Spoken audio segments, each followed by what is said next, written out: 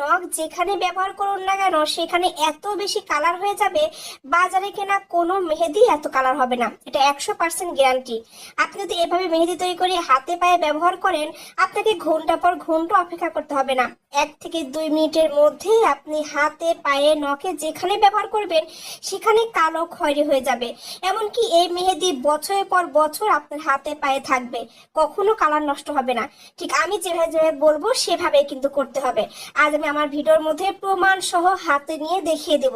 1 মিনিটে এত পরিমাণ কালার হবে, সবাই দেখে অবাক হবেন। মেহেদিটা তৈরি করার জন্য আমাদের প্রথমে যেটা লাগবে সেটা হচ্ছে একটা স্টিলের বাটি। এখানে অবশ্যই একটা স্টিলের বাটি ব্যবহার করতে হবে। যদি আপনার বাসায় পুরাতন বাতিল হয়ে যাওয়া কোনো বাটি থাকে সেটা ব্যবহার করতে পারবেন, আবার যে কোনো ব্যবহার করা বাটি ব্যবহার করা যাবে, খুব সহজে পরিষ্কার হয়ে যাবে, সমস্যা নেই।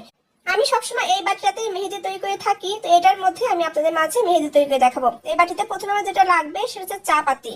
আমি চামচ ভরে 2 চামচের মতো চা পাতি দিয়ে দিয়েছি। তারপরে দিতে হবে 2 থেকে 3 টুকরার মতো দারুচিনি, বেশি দেওয়ার কোনো প্রয়োজন নেই, 2 থেকে 3 টুকরা হলেই হবে। তারপরে দিতে হবে চিনি। এখানে চা পাতি যতটুকু পরিমাণ দিয়ে দিয়েছেন চিনি ঠিক ততটুকু পরিমাণে দিতে হবে।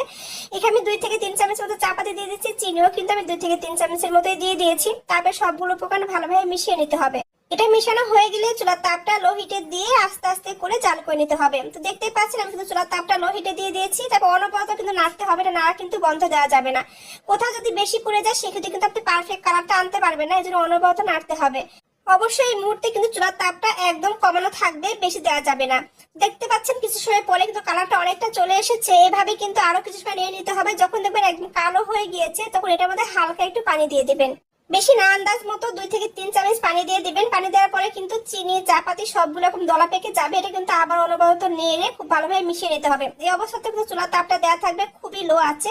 দেখতে পাচ্ছেন কিছু সময় জাল করার পরে কিন্তু সবগুলো এভাবে পানির মধ্যে মিশে যাবে।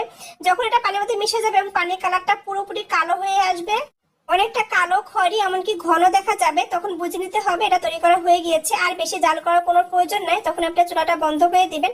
তবে হালকা একটু ঠান্ডা হওয়ার পরে একটা বাটিতে ছাঁকনির সাহায্যে ছেঁকে নেবেন। মূলত আমরা এই পানিটাই কিন্তু ব্যবহার করব। দেখুন কতটা সুন্দর কালার চলে এসেছে।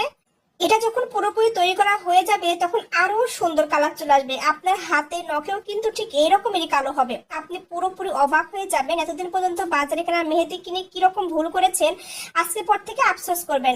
তো দেখতেই পাচ্ছেন আমি এই পানিটা কিন্তু ছাঁকনির সাহায্যে ছেঁকে নিয়েছি, অনেকটা পরিমাণ কিন্তু হয়ে গিয়েছে। আপনাদের কাছ থেকে দেখিয়ে দিচ্ছি কালারটা কতটা সুন্দর এসেছে।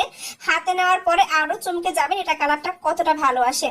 1 থেকে 2 মিনিটের মধ্যে পুরোপুরি কালো খয়েরি হয়ে যাবে। তো এখন এই পানির মধ্যে আমি যেটা দেবো সেটা হচ্ছে হেনা পাউডার। অনেকে আমাকে বলেন আপু হেনা পাউডারটা আমি কোথায় পাবো? আপনি যে কোনো কসমেটিক্সের দোকানে গেলে কিন্তু হেনা পাউডারটা পাবেন।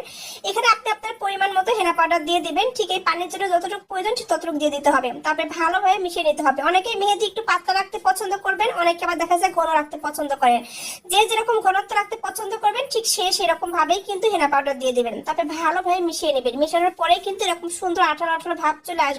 যে যেরকম ঘনত্ব রাখতে পছন্দ করেন ঠিক সেরকম ঘনত্ব রাখবেন। যদি বেশি ঘন হয়ে যায় সেক্ষেত্রে ওই যে চা পাতি যেটা রেখেছিলেন সেটার থেকে একটু পানি দিয়ে দিতে পারেন।